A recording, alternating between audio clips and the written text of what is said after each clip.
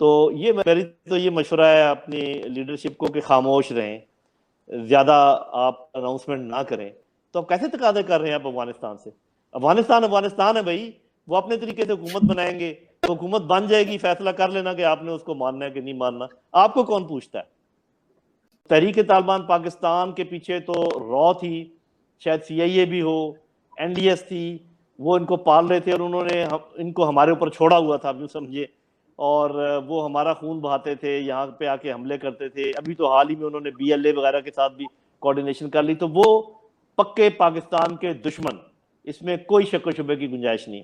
अपना तालिबान से कोई बहुत उम्मीद वाबस्ता नहीं की जा सकती, ठीक है, नहीं की जा सकती, मगर ये तो हमारे दुश्मन है ना, गंदी गालियां देते हैं और यहाँ कत्ल कराते हैं लोगों को।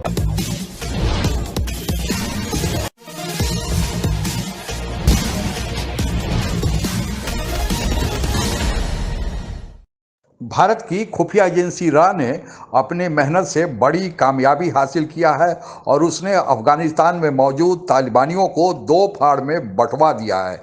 एक धड़ा जिसे तहरीके तालिबान पाकिस्तान कहते हैं वह भारत का समर्थक हो गया है और पाकिस्तान का विरोधी, और दूसरा धड़ा तहरीके तालिबान अफगानिस्तान है, वह पाकिस्तान के प्रति सहानुभूति रखता है। इस संबंध में पाकिस्तानी मीडिया क्या कह रही है, आइए आगे सुनते हैं।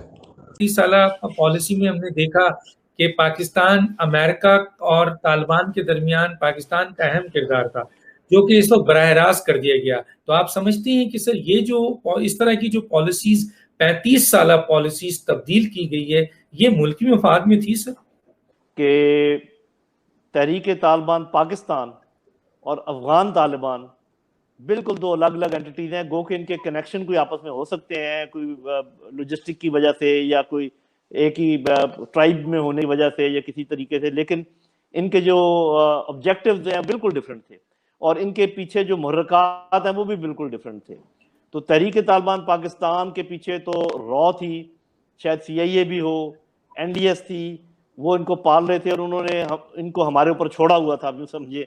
और वो हमारा खून बहाते थे, यहाँ पे आके हमले करते थे। अभी तो हाल ही में उन्होंने BLA वगैरह के साथ भी कोऑर्डिनेशन कर ली। तो वो पक्के पाकिस्तान के दुश्मन, इसमें कोई शक शुबे की गुंजाइश नहीं। अफगान तालिबान मेरी नज़र में फ्रीडम फाइटर्स, अपने मुल्क का दिफा करने वाले, अपने मुल्क की आज़ादी हासिल करने के लिए उन्होंने बेशुमार कुर्बानियाँ दी, बेशुमार स्ट्रगल किया।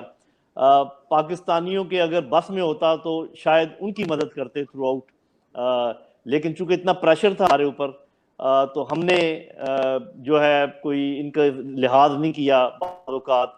और अमेरिका उन पर बाज़-औक़ात हमारे ज़मीन इस्तेमाल करके, हमारे कॉरिडोर इस्तेमाल करके जुल्म सितम करता रहा, उनके साथ लड़ाई बढ़ाई करता रहा।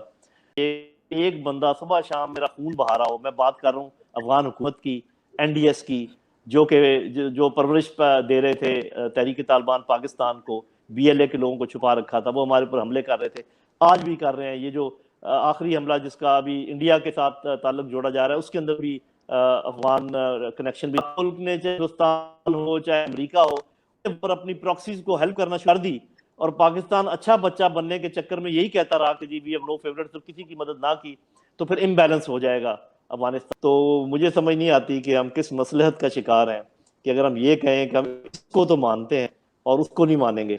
तो ये मेरी तो ये मशवरा है अपनी लीडरशिप को कि खामोश रहें, ज़्यादा आप अनाउंसमेंट ना करें और होने दें अफगानिस्तान में जो होता, और जब हो जाए तो फिर फैसला करें कि आप क्या फैसला करते हैं, बजाय इसके कि आप स्पेकुलेट कर रहे हैं। वहाँ पर अगर आप ये स्पेकुलेट कर रहे हैं कि जमहूरियत होगी, तो ना पहले थी ना अब होगी।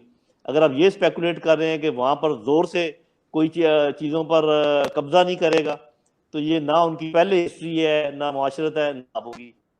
तो आप क्या डिफीट करना चाहते हैं अफगानिस्तान की हिस्ट्री को या अफगानिस्तान के कल्चर को, और आप कोई ऐसी चीज़ का अंदाज़ा लगाए बैठे हैं कि जो सदियों से वहाँ पर नहीं हुई और ना होने का इम्कान है। तो मैं ये सजेस्ट करूँगा कि खामोश रहें। चाइना में आपके सबसे करीबी कभी आपने तकादा किया है जी आप जमहूरियत लेकर आए? तो आप कैसे तकादे कर रहे हैं आप अफगानिस्तान से? अफगानिस्तान अफगानिस्तान है भाई, वो अपने तरीके से हुकूमत बनाएंगे, तो हुकूमत बन जाएगी, फैसला कर लेना कि आपने उसको मानना है कि नहीं मानना। आपको कौन पूछता है? तहरीक तालिबान पाकिस्तान से रब्ता है अफगान का, और वो फवाद ने भी कहा है इतने हज़ार आदमी जो हैं तहरीक तालिबान पाकिस्तान के हैं, बात भी वो नहीं सुन रहे, अभी नहीं सुनेंगे वो इस वक्त। हारून साहब, मसले तो हमें पता ही है, इस सूरत हाल का हल क्या है? कश्मीर को भूल जाओ, इंडिया की बालादस्ती तस्लीम कर लो और टेररिज्म होता रहे अफगानिस्तान के से, इसका तो सवाल ही नहीं। ये नहीं, ये जो बात मैं भी कर रहा था कि वो अपना तालिबान से कोई बहुत उम्मीद वाबस्ता नहीं की जा सकती, ठीक है, नहीं की जा सकती, मगर ये तो हमारे दुश्मन है ना, गंदी गालियां देते हैं और यहाँ कत्ल कराते हैं लोगों को। और ताजिक आपके मुखालिफ, उज़्बेक मुखालिफ, आपको उन्हें राम करना है और बामियान के लोग, और अब आप तालिबान को भी अपना मुखालिफ बना लें, ये पॉसिबल है, ये कोई काबिल फ़हम बात है। अफगान हमेशा से ही सामरिक दृष्टि से भारत के लिए महत्वपूर्ण रहा है। इसका कारण है अफगानिस्तान की भौगोलिक स्थिति। अफगानिस्तान एक लैंडलॉक देश है, यानी उसकी सीमा कोई समुद्री किनारा से नहीं मिलती है। अफगानिस्तान के एक तरफ पाकिस्तान, फिर चीन, फिर सोवियत संघ से विघटन के बाद अलग हुए देश जैसे उज्बेकिस्तान, तुर्कमेनिस्तान आदि हैं। इसके बाद अफगानिस्तान की सीमा ईरान से भी मिलती है। जितने देश अफगानिस्तान के सीमा से मिलते हैं, अफगानिस्तान का उन सब से कोई न कोई सीमा विवाद चलते रहता है। कारण यह है कि जो भी कबीला अफगानिस्तान के भीतर रहते हैं, वो सीमा के बाहर यानी सीमा के उस पार के देशों में भी अपना संबंध कायम किए हुए हैं, और अफगानिस्तान उस इलाके को भी, जो अफगानिस्तान के कबीलाई दूसरे देशों में रहते हैं, उसको भी अपना ग्रैंड अफगानिस्तान का हिस्सा मानता है। इन सब में पाकिस्तान के साथ जो अफगानिस्तान का सीमा विवाद है, वह सबसे ज़्यादा पुराना और गंभीर मसला है। भारत पर जब अंग्रेजों का राज था, उस समय अंग्रेजों ने भारत और अफगानिस्तान के बीच सीमा निर्धारण किया था। उस सीमा को हम डुरंड लाइन कहते हैं। परंतु इस डुरंड लाइन के कारण अफगानिस्तान में रह रहे पश्तून कबीला के लोग दो भागों में बंट गए। आधा भाग अफगानिस्तान में रह गया और आधा भाग भारत में, जो आज पाकिस्तान का खैबर पख्तूनख्वा प्रांत है, वहाँ रह गया। अब अफगानिस्तान इस पाकिस्तान वाले भाग को, जो खैबर पख्तूनख्वा प्रांत पाकिस्तान का हिस्सा है, उसको भी अपना ही मानता है। पाकिस्तान और अफगानिस्तान के बीच इस सीमा विवाद के कारण पाकिस्तान को इस सीमा पर भी अपनी आधी फौज रखनी पड़ती है, जिसके चलते पाकिस्तान अपनी पूरी फौज भारत के साथ सटे सीमा पर नहीं लगा पाता है, और यह भारत के लिए एक बड़ी राहत की बात है।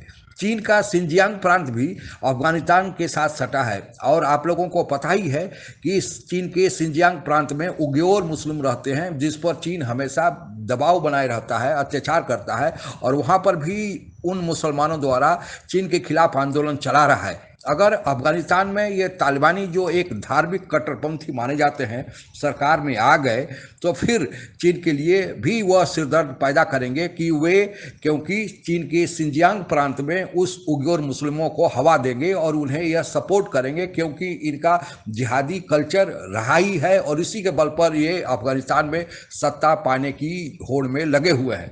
जहाँ तक यह बता दें कि अफगानिस्तान का दूसरे तरफ से व्यापारिक दृष्टिकोण से भी एक महत्वपूर्ण स्थान पाए हुए है, क्योंकि सेंट्रल एशिया में जाने के लिए चीन भी अफगानिस्तान से सेंट्रल एशिया, यानी जो रसिया से विघटित देश थे जिनका चर्चा हमने ऊपर में किया है, उनमें व्यापार के लिए जाना चाहता है, और अपने वन बेल्ट वन रोड कार्यक्रम को उन देशों में भी ले जाना चाहता है। दूसरी तरफ भारत भी इस पर आंख गड़ाए हुए है, और भारत भी पाकिस्तान अफगानिस्तान होकर सेंट्रल एशिया के देशों में व्यापार के लिए जाना चाहता है। अगर पाकिस्तान रास्ता नहीं देता है, तो फिर भारत ईरान के चाबहार पोर्ट के थ्रू फिर अफगानिस्तान होकर सेंट्रल एशिया के देशों में जाना चाहता है।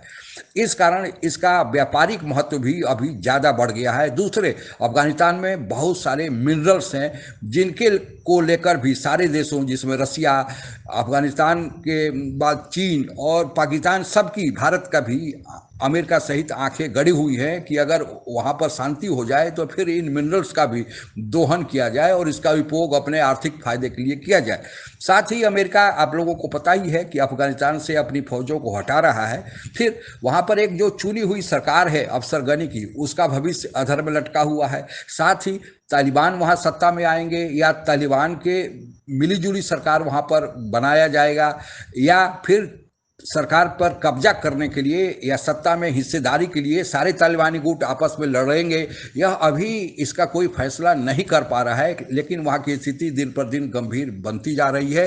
भारत इन सब से निपटने के लिए जितने भी गुट अफगानिस्तान में मौजूद है, उनसे संपर्क साधने की कोशिश में जुटा हुआ है, और इस कारण कि भारत के हितों का नुकसान अफगानिस्तान में चाहे किसी की भी सरकार बने न हो, इसके लिए भारत बहुत सचेत प्रयास कर रहा है। और साथ ही जो गुट भारत के समर्थन में आ रहे हैं उनको वह समर्थन लेने की कोशिश कर रहा है, और जो गुट रिजिड बने हुए हैं कि पाकिस्तान के कहने पर कि समर्थन नहीं देंगे, तो भारत की जो खुफिया एजेंसी रॉ है, जैसा कि चर्चा में कहा कि उन गुटों में 2 गुट बनवा रहा है। क्या असली माजरा है, या तो जब वहाँ पर पूर्ण रूप से किसी की सरकार बन जाएगी तभी क्लियर होगा कि वह भारत के हितों का ध्यान रखती है या नहीं रखती है। लेकिन भारत अपनी तरफ से कोशिश कर रहा है, और अब तक भारत ने जो भी किया है वह कामयाब चल रहा है, और भविष्य में लगता है कि हमारी खुफिया एजेंसी, हमारी कूटनीति कामयाब रहेगी। आज के लिए बस इतना ही। आप अगर हमसे जुड़ा रहना चाहते हैं तो कृपया मेरे चैनल को सब्सक्राइब करें तथा बेल आइकन भी दबा दें, ताकि नई वीडियो की जानकारी तुरंत आप तक पहुंच जाए। धन्यवाद। जय हिंद।